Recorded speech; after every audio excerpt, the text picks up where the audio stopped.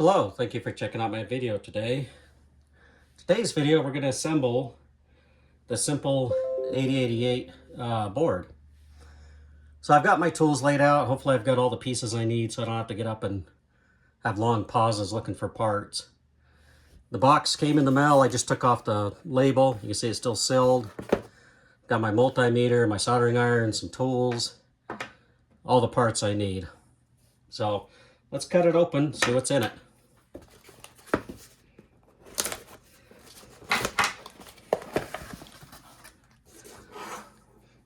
Letting the iron heat up. So got the adapter for the breadboard. So a smaller version of this. Turn this off now. Just making sure it was still operational. We'll actually rob parts off that when we get done here. But let's get one of these out.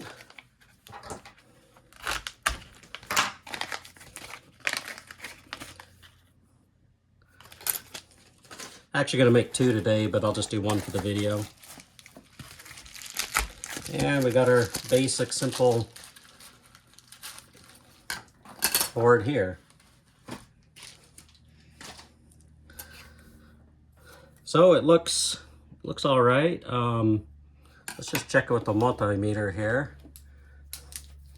Let's make sure ground and that are not touching. All right, the meter says no.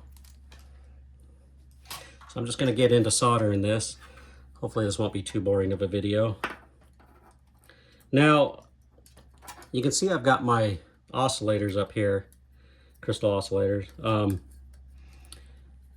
I've got my 8 megahertz and 16 megahertz oscillators that came in the mail. And the one that I did for the initial test on this was a 14 point something. And it ran okay. The 8 runs solid. It's very reliable. The 16 does not. My suspicion is that it's outpacing the memory. This isn't my normal lighting for soldering, so it's a little dim and I'm a little bit further away.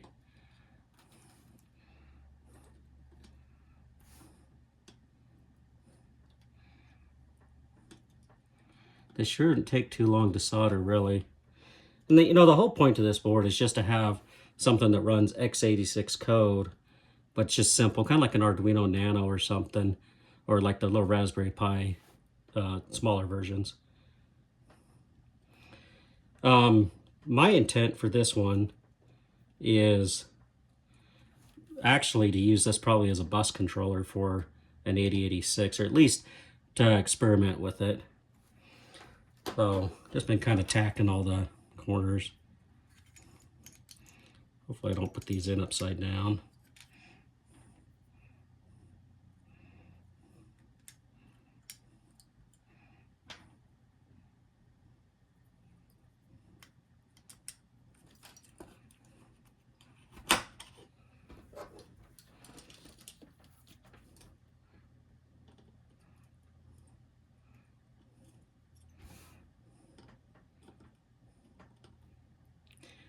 Now I think I'm going to leave the oscillator unsoldered, and we're going to try it with the 16 megahertz first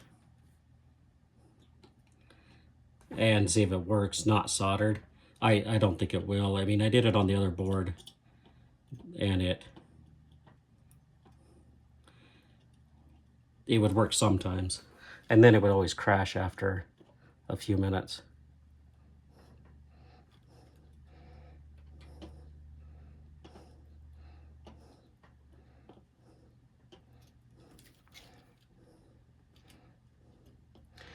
When I solder, I find thinner wires better.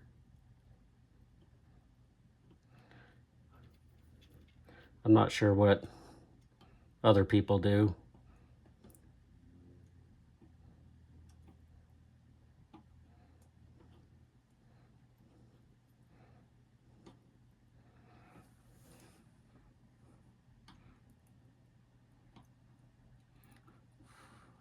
Usually I have a little fan, but I don't want the noise today.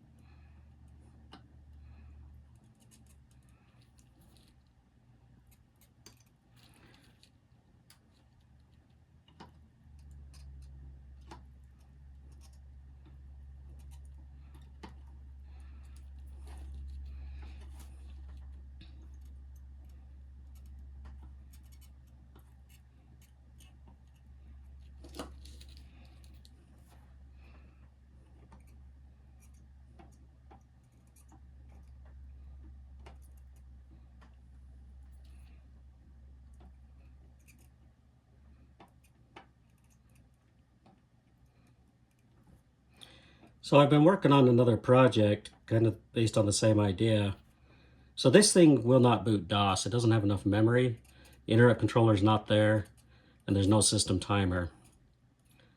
So I've actually gone back and forth on it a little bit, and I've created, it's on the drawing board now. It's too big to breadboard. But it's just the whole PC on a card, 4 layers instead of 2, so I can get everything scrunched together as much as possible. And what we're looking at is it'll be able to plug into a breadboard or a backplane, but it's a full PC. I mean, as much like I included the keyboard controller, really thought about leaving that off. I included a DMA controller. I wanted to leave that off as well, but I also want to make it as compatible. Like if I'm going to build it to boot DOS, I got to have it boot everything.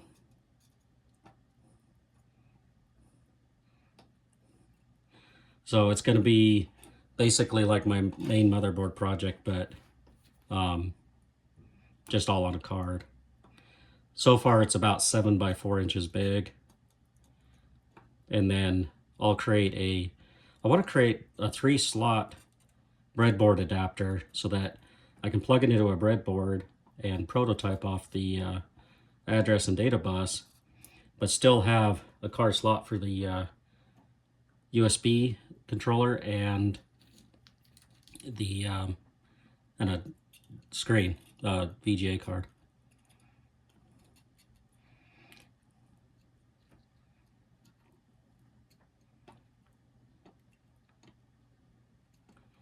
All right, we're getting closer. It's not as bad as soldering 8 ISA slots. Those you got to take a break on sometimes.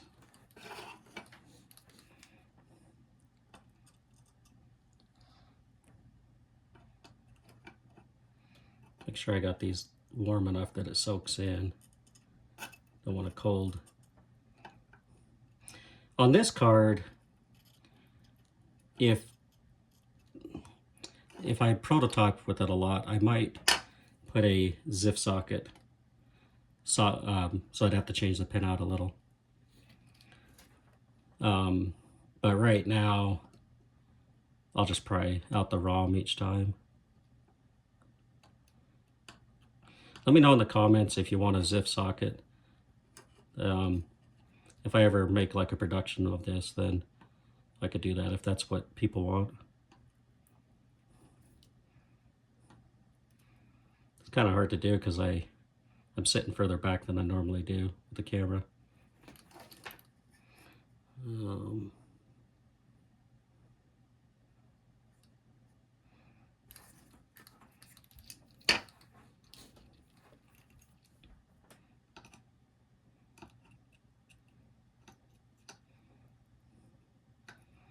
So normally I solder on the resistors first. There's just the one on this board.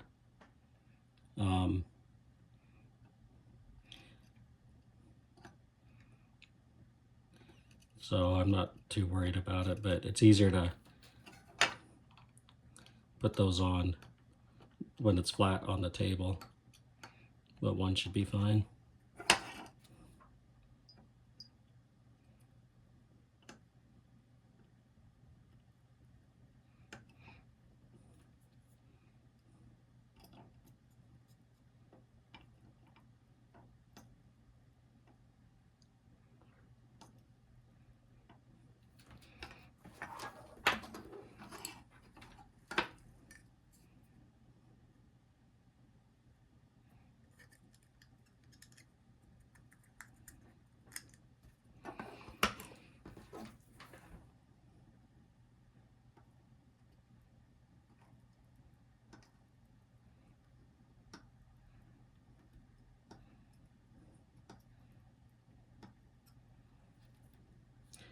Usually I don't like to go down one side like that. I like to get all the quarters first.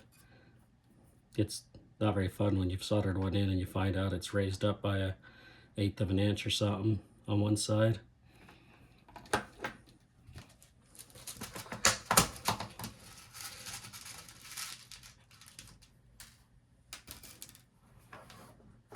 probably more than enough of those.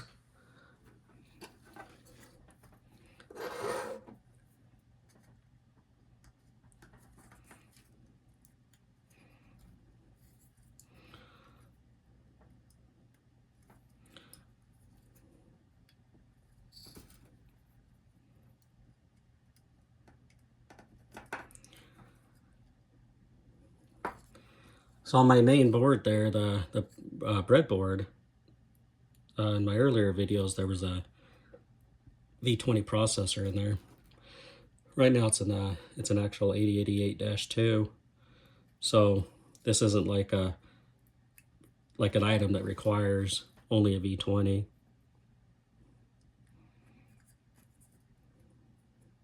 I have thought about exposing the interrupt pins on the header. Right now the header is just duplicated. So this is labeled 5-volt ground, data 0 through 7, address 0 through 7, IO read write here, and then ground 5 volts. So the 5 volts are both on the end, the ground, so you can actually put it in either way into the slot. But then the other side, it's just they're just a mirror image of that. But I thought about making the back like some additional address lines, exposing the interrupt, maybe the non-maskable interrupt, maybe the hold acknowledge. It's probably worth doing, but I've been working on that 4-layer board, so I can't remember how tight this one is, but maybe go to a 4-layer board and get all that stuff exposed.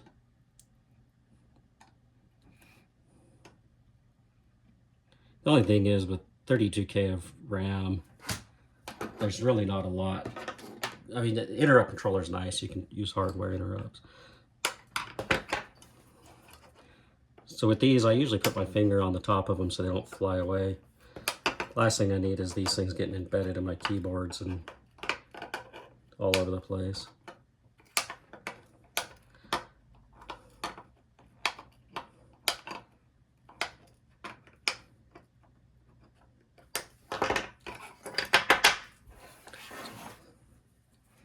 Alright, let's see where we're at.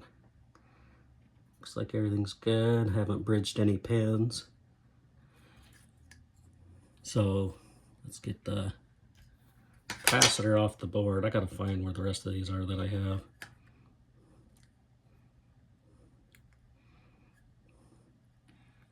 See if let me check my drawing real quick. I've had a habit of mislabeling the capacitors because I work with these little yellow ones so much that, you know, they can go in either way, that when I get a capacitor like this one, it sometimes I get the pins backwards. Get that down there nice and flat.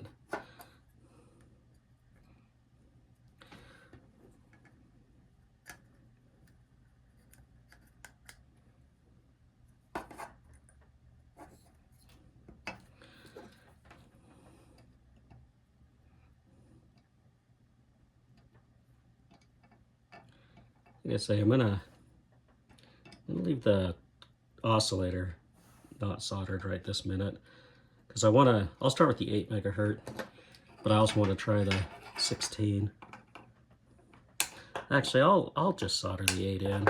I'll make another video with the 16 maybe in a couple of days.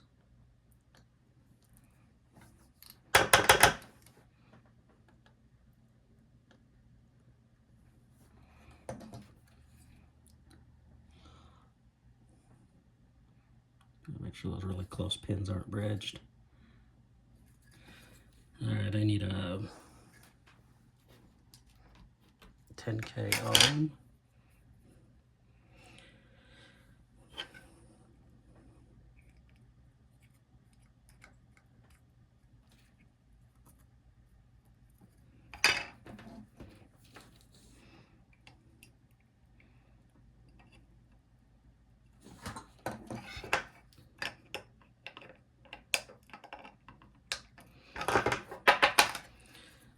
let's see here, we've got our 8 megahertz.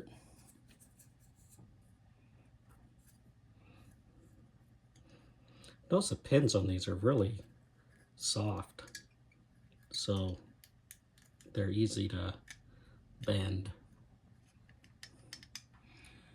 Let's make sure everything's all right here.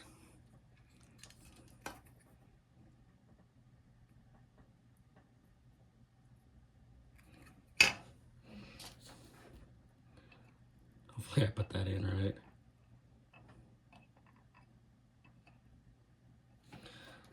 Okay, the board's done.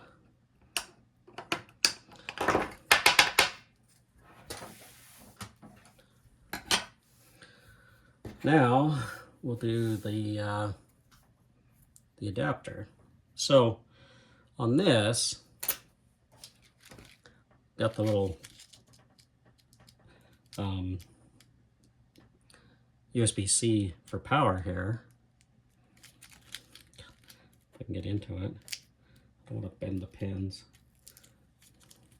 These things are very tiny.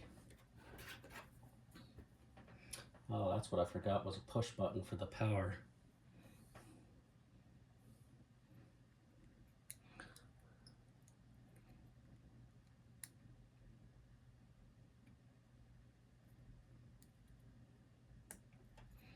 Okay, these are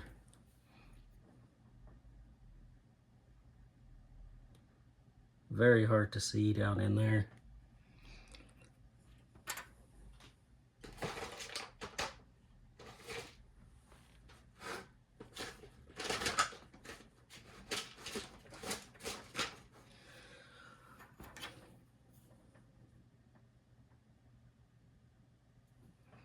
Grab a flashlight.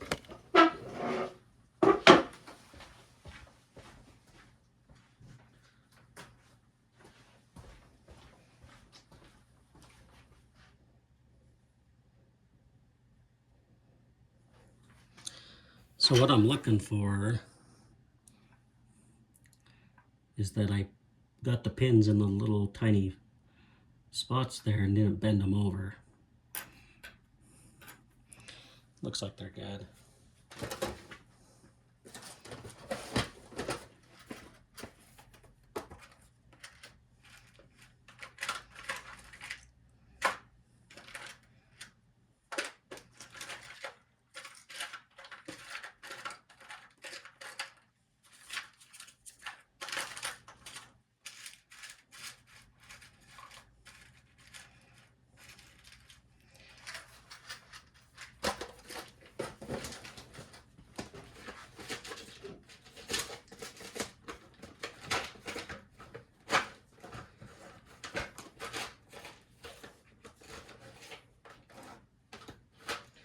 All right, well, I'm gonna solder that in.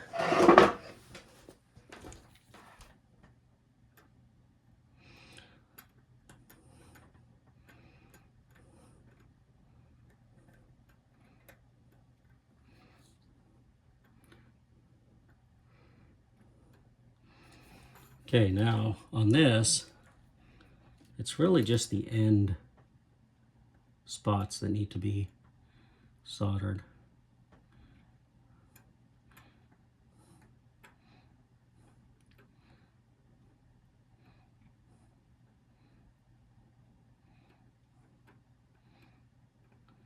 Everything else is not connected.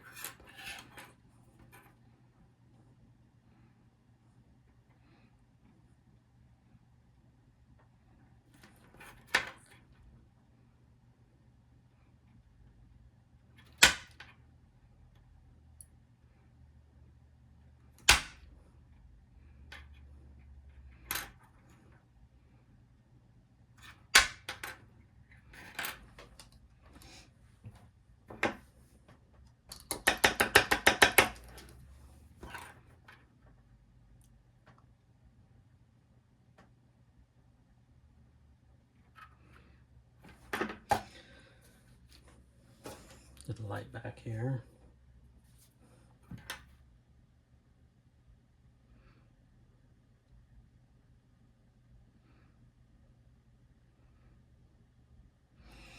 like we might be all right.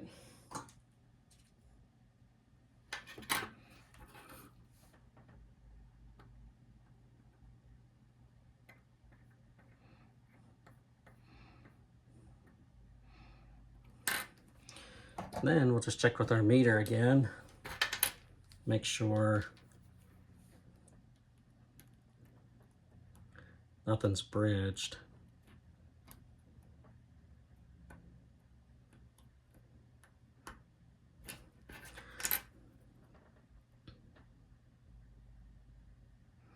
Okay, so that's the outside, and then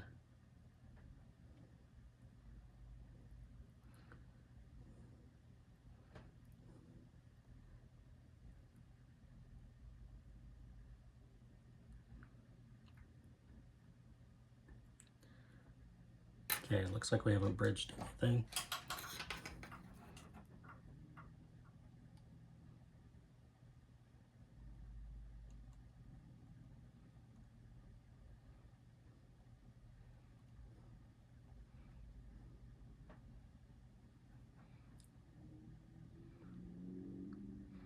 All right, that should be acceptable. Then put in our card slot. Let's check and make sure this is the right. Yeah, it's the right one. On these, just kind of work them in. I have had where, as you push it in, the little tab on the slot pushes out. Just want to make sure it's flat. Make sure it's flat there. Flat there. Then we'll just go down this.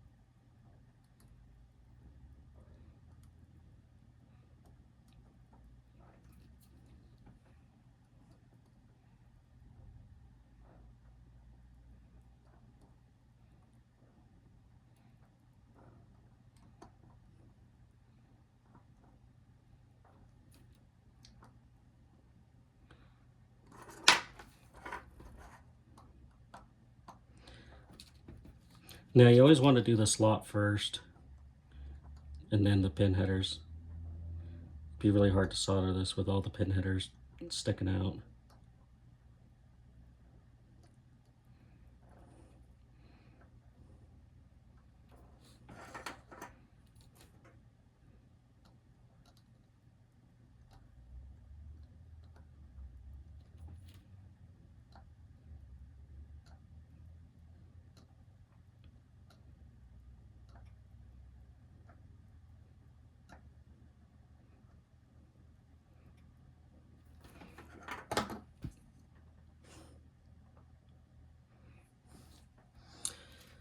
And then these, usually I just kind of put them in and then cut them instead of sitting and counting each row.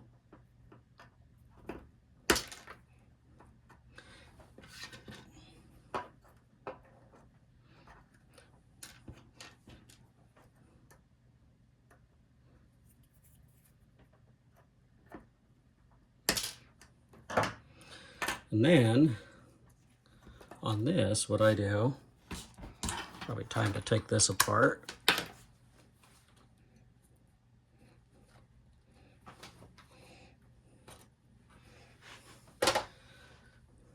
Is I'll take my board,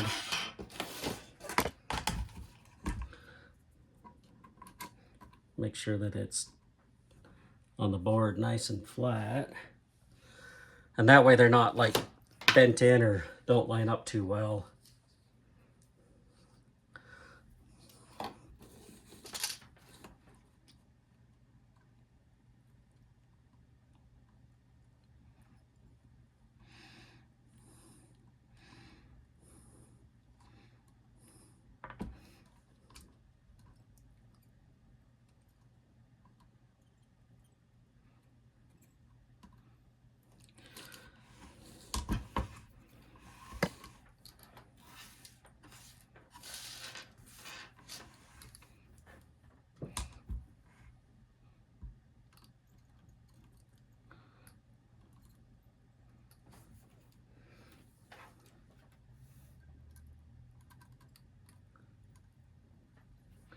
Then once you have it all spaced correctly, you just take it off the board.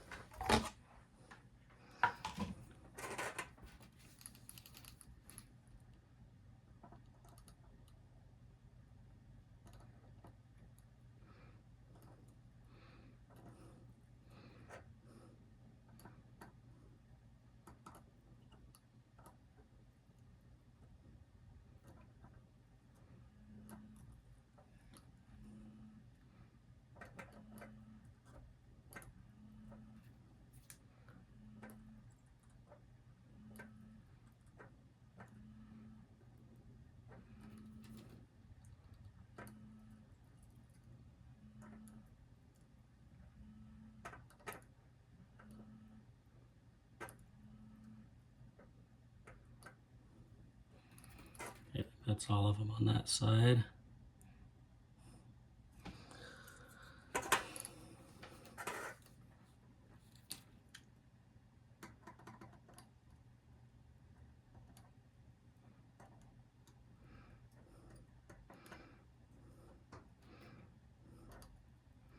think I'm gonna have to run and grab a push button. I don't think I have one on my table.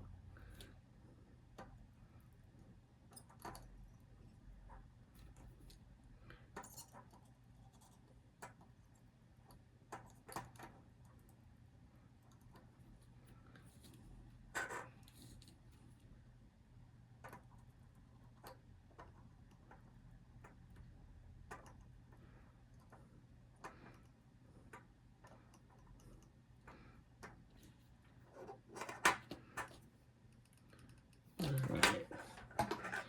Looks like everything's all together. We'll just check with the multimeter again to make sure nothing's shorted.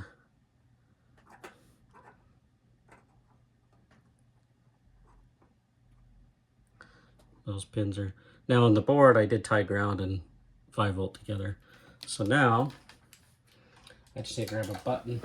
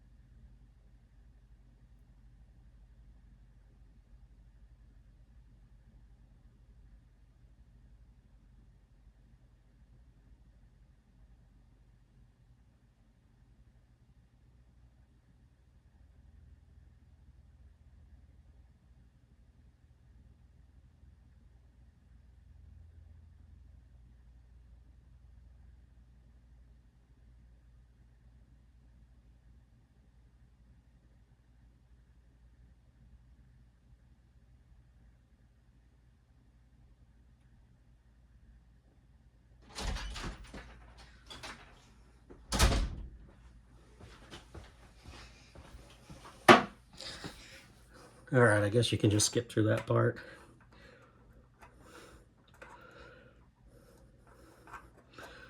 There's the push button.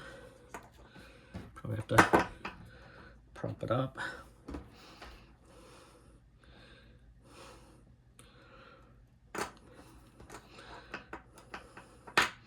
So we don't really need that anymore.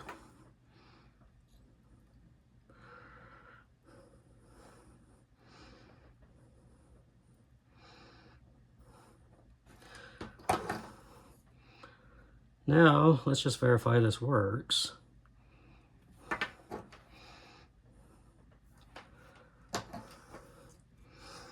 So what I'm going to do, I'll put it up here.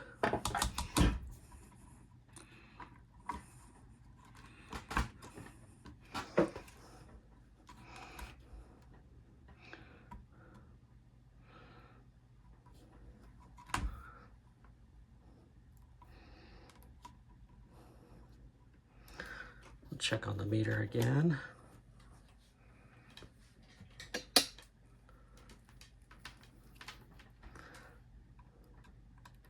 So that should be, that is not. Okay. We'll just check the power real quick.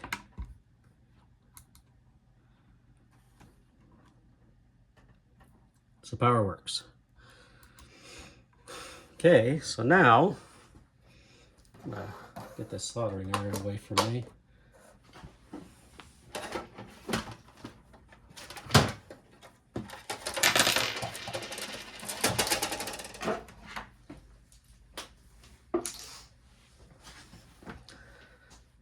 We're going to pull this apart because we don't need it. So that's the purpose of this whole project, is now we've taken all of this and put it on here.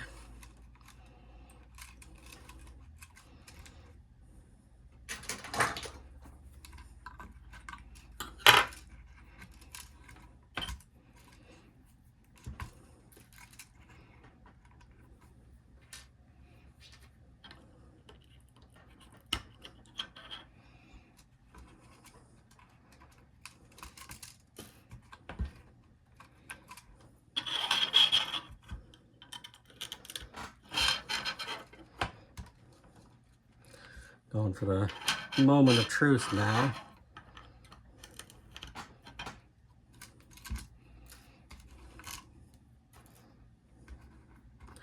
I'm going to use a V20 because they seem to be a little less finicky sometimes on these projects. They can take a little bit more abuse. So I'll make sure I got all those pins in straight.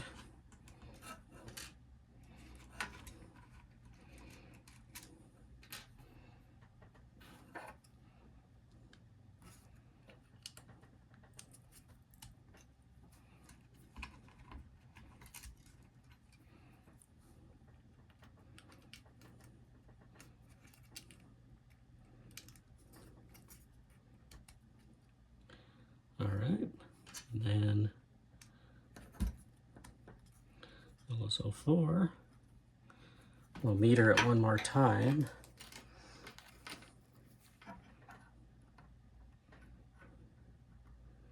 Okay, so really all I'm checking is make sure I don't have ground and everything tied together.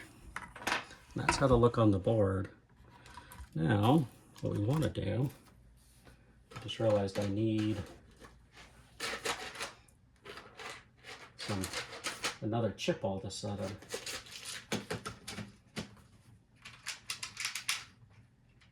See if I have one.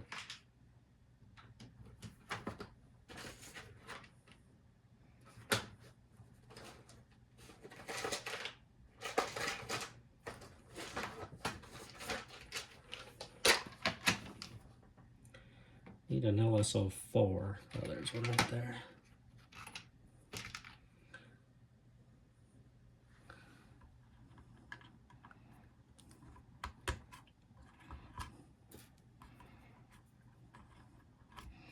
Leave that power connected. Make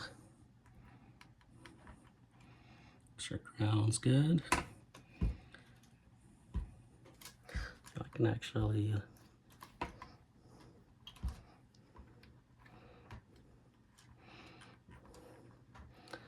I'm doing this like looking around the camera.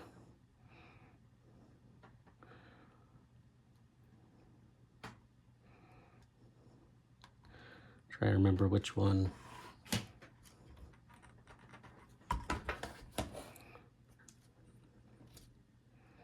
I want to say we need to put that one to ground, that one to ground. Then 11's your latch.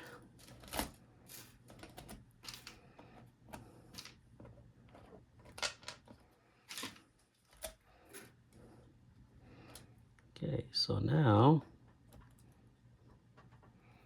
should be able to go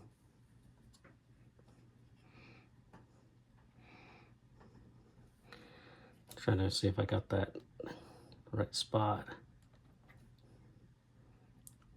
So now this is going to be the same setup, just now it's half of it's on the card.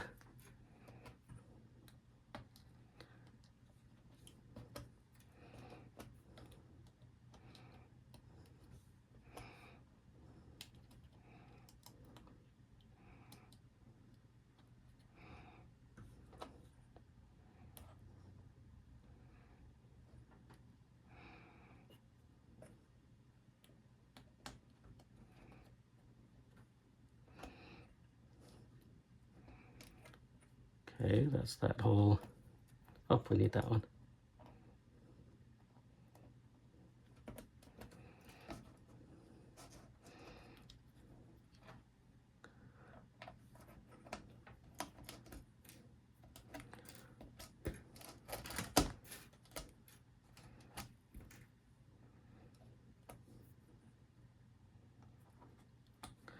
Not long enough.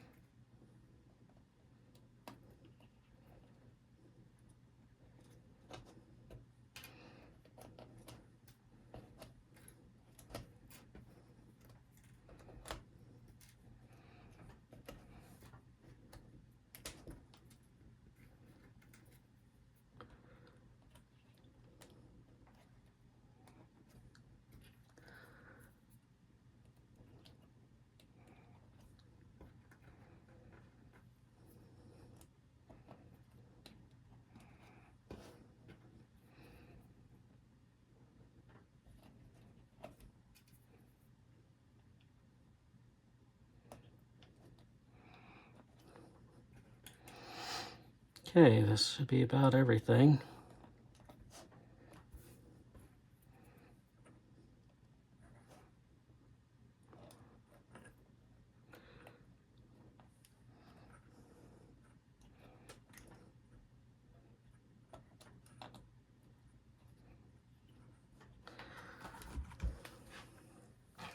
Check one more time, make sure we didn't cross anything up.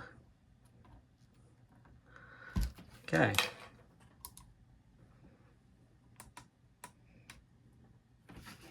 Oh, forgot one wire.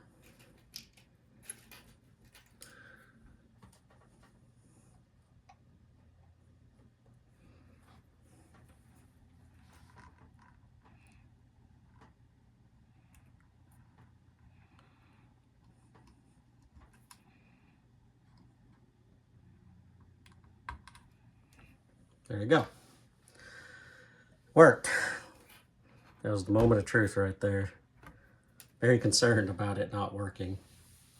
So this is running at 8 megahertz. Pretty stable. I'm going to take this over and put it kind of at a place where nobody will touch it, and let it run for a while, see what gets hot, see what, see if it crashes.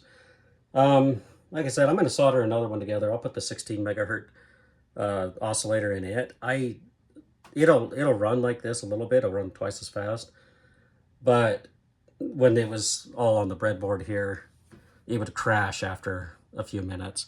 And I really think it's because the memory is just not meant for 16 megahertz. But I'm sure there's memory out there that is. So anyway, one of our lights isn't working.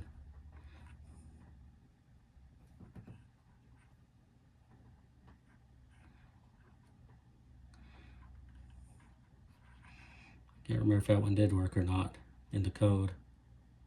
But anyway, if you have any questions, leave a message in the comments or send me an email. Might post a few of these on eBay if anybody wants to play around with them. Like I said, if I get into like a production on these, I might make this a zip socket so that it it's easier to take the ROM in and out. Because the only way to program this is with a ROM burner. So maybe if I do the zip socket, then maybe I'll go ahead and expose the interrupt request and acknowledge pins, as well as some extra address lines. But so, all right, well, thanks for checking out my video.